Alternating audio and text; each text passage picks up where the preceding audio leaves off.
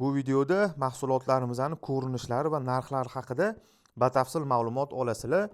Yarim kilolik quvvatlanganimiz ko'rinishi shunaqa bo'ladi. O'rtacha 2 haftalarga yetadi. Narxi 300 ming so'm.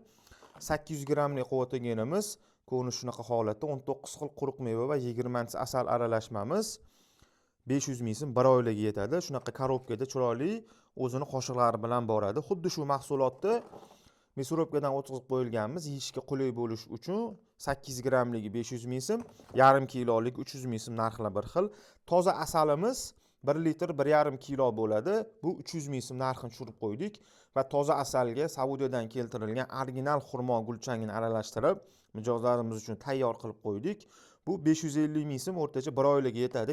Er xotinga ertalab kech payt iste'mol qilishsa va asallarni qiroli deyman-u, Afg'onistondan keltirilgan ko'k norin gulidan olingan o'zi qimmat asal bo'ladi bu, turadi.